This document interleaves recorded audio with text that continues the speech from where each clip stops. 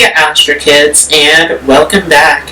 And this is a short overview of the month of June 2022, taking a look at the different planetary transits. So let's go ahead and jump right into this.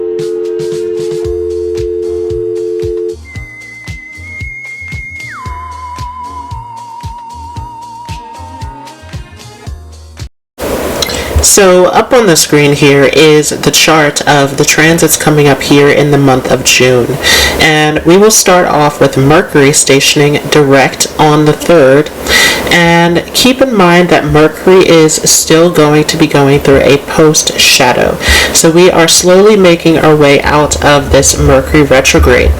But this has been a big Mercury retrograde, as it has been in the sign of Taurus here in the nakshatra of Rohini, which has everything to do with business, commerce, negotiation, deals, anything that is dealing with your creative process, especially for those who are entrepreneurs, anything along the lines of your speech, because Taurus is related to the throat, and anything that is dealing with hospitality. So this has been a big time in terms of money and business with this Mercury retrograde for some of us. Some areas in business going haywire, some things that we need to take our time as far as negotiations and deals go. But with this Mercury coming direct, this is a great opportunity for business, and Mercury will stay in Taurus for the rest of June. So this is a huge opportunity with Mercury in Taurus in terms of using your communication skills, using your business skills.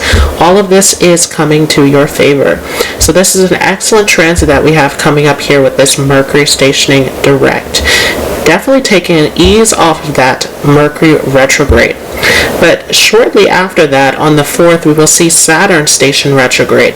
So we're not completely out of this time here of actually looking back and looking at the areas that we need to organize and plan properly.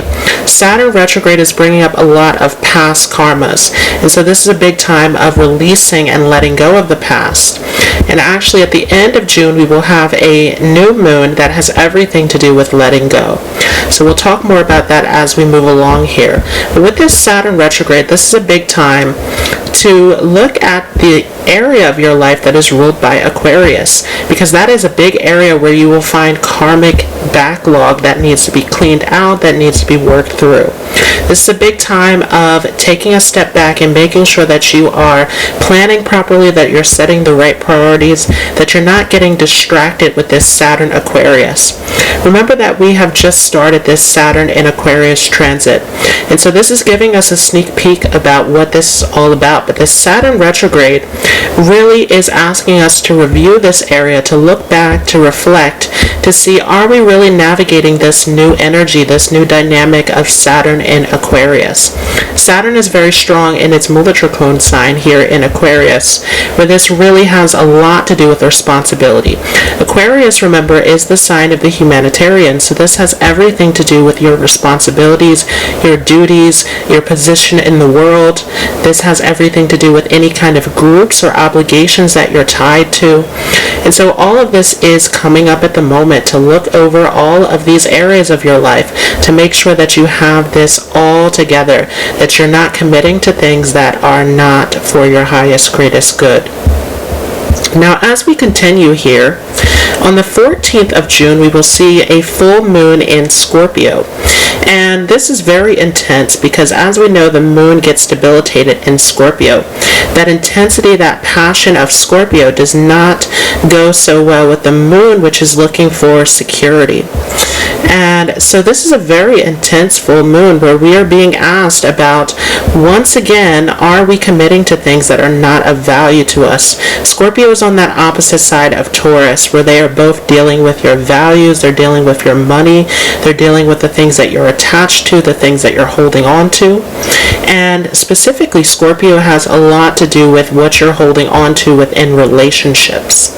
And so all of those emotional attachments that you have, taking a look at that area to make sure that everything is correct.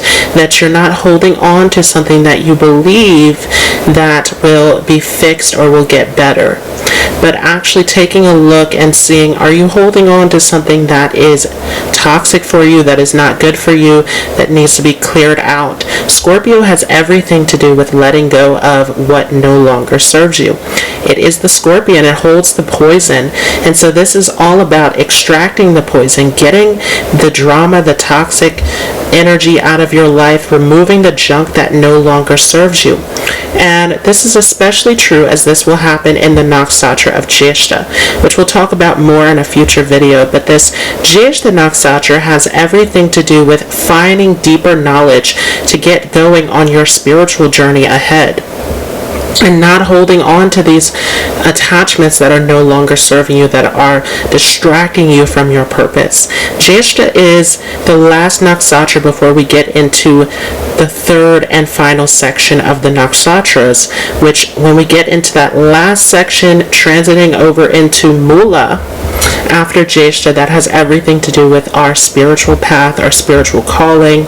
And so Jyeshta is that last nakshatra that has everything to do with asking bigger questions, seeking out the deeper answers, going to the root of everything, learning, researching, understanding on a deeper level.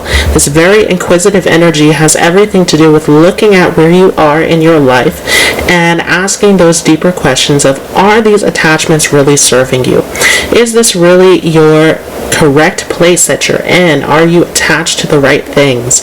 Or is there something here that needs to be cleaned out, that needs to be removed, and something where you need to step into a new domain within your life? And shortly after that, on the 15th, we will see the Sun shift ahead into Gemini. So Sun has been here in Taurus, where the focus has been a lot on business, on money, on resources, on family, security, things that we are holding on to. But as we move ahead into Gemini, this is a zone of exploring, of connecting, of moving ahead into the future with what you want to do with your life. And so this energy is changing significantly here as we are shifting ahead into the summer season, where there is a lot of vibrant energy that's coming in with this Sun in Gemini. Remember that Gemini is a very restless energy, very changeable, and we have the Sun, which is very much fixed and aligned with our soul calling, our purpose. And so there's a little bit of a difficulty here as the Sun comes into Gemini. Where are you getting distracted by things that aren't for you? Again, this whole theme is going to come up here in the month of June. Where are we holding on to attachments that don't serve us? Are we committing to things that are not for us? Or are we going ahead with our path in life? We will see Venus enter into the sign of Taurus here on the 17th. Venus loves being in Taurus as it is its home sign. And so as Venus comes here into Taurus, this is a great time for socializing. This is a great time for making connections, especially when it relates to business and opportunities in acquiring wealth. Once again, this Taurus energy is related to money, and this is especially true in anything that has to do with entrepreneurship, anything that has to do with using your speech, using your artistic talents to your advantage at this time. Taurus is related to the throat, so any kind of singing, acting, any kind of public speaking, this is all connected to this Venus in Taurus. And this is also a very hospitable energy. So for those of you who are working in careers that have to do with helping others, providing a service, this all is a great time with this Venus Taurus and Mercury Taurus that we will see here. As we move ahead, on the 26th, we will see Mars enter into Aries. Mars also loves being here in the sign of Aries. It is its Mula Trikona sign, its strongest home. So Mars loves being here in Aries. And after coming out of that Pisces zone, where it was a little bit more geared towards spirituality and empathy and a little bit softer, this is a huge time where the energy is going to start to speed up. As Mars comes into Aries, we see this fast fast-paced energy of moving towards our goals, of getting things done.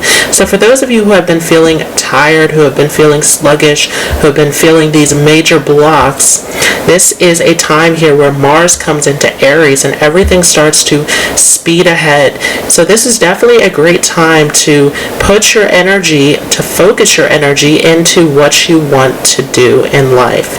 This passion, this energy, this drive coming up here at the end of June is a great opportunity. Now we will also see on the 28th here that Neptune will station retrograde. And so this is definitely a time to assess your spiritual life and your direction. Are there things that are clouding your judgment at this time? Are you getting distracted? Again, we have this Neptune happening in Pisces, where this is looking for you to move towards your spiritual path, your higher path, to move to something that is more meaningful. On the 28th, we will also see a new moon, and this is a major event of letting go. We will see this in Ardra, which is the nakshatra that has everything to do with crying and letting go. It is the star of sorrow. And as we know, Ardra has the power to make efforts. And so it is all about letting go of your pain, letting go of the past, letting go of the things that no longer serve you so that you can gain the strength to push ahead. So this is a major new moon that is bringing us into a space of empowerment where we can strive forward here. But this has everything to do with letting go. You can't move into this new space if you are holding on to anything from the past. So let's go ahead and jump into the horoscope for each of your zodiac signs. And just a quick disclaimer, I am using Vedic Astrology, which is using the sidereal zodiac.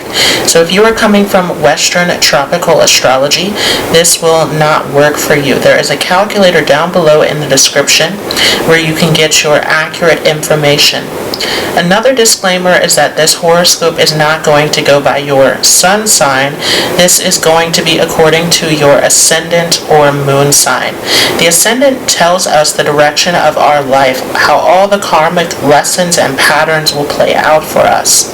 The moon sign has everything to do with how you are relating to the world and what you are perceiving within your mind. So these are the most important charts for these horoscopes. So making sure that you are using Vedic astrology and that you are following your moon sign and or ascendant sign is very important. For those of you with a Libra moon or Libra ascendant, very interesting this has been for many of you with this K2 transiting through your first house. K2 in that first house, of course, gives you a ton of confidence and dynamic power, but this also is a transit that can make you very isolated, very disconnected in your relationships. And so this definitely is a time of reflecting, of going inward, of finding out who you are. What is your identity? Who are you really? Many of you with this position have been doing a lot for others, but what about yourself? So this K2 pulling you back in to look at you and your identity is huge at this time. A lot of past related themes and karmic situations playing out in your life. And of course, at the same time on the opposite end, we have all of this activity going on in your 7th house of other people, where many people can come in, distract you, draw you out. It can be very overwhelming. So once again, this is a huge time of going inward, reflecting, meditating. And again, this has everything to do with releasing, letting go of the past, finding yourself with K2 in there, but especially as this full moon comes into the 2nd house, this is a big moment of letting go of the past and all of the attachments that no longer serve you. The moon, of course, is controlling your 10th house of your public image, your responsibilities, and so there's a lot surrounding this area of what responsibilities are you taking on? Are they too much? Are they draining you? How are you taking care of your health, of your well-being? That 2nd house doing everything to do with your nourishment. We have this new moon that's taking place in your 9th house. Very beneficial placement here. This is opening up the doorways for new possibilities to come in. Especially regarding your career, you can find that you're guided towards a teacher, towards a coach, a mentor, some sort of inspiration along your journey that is helping to fuel this success in your career area. This can be a big time where you are gaining popularity through your career.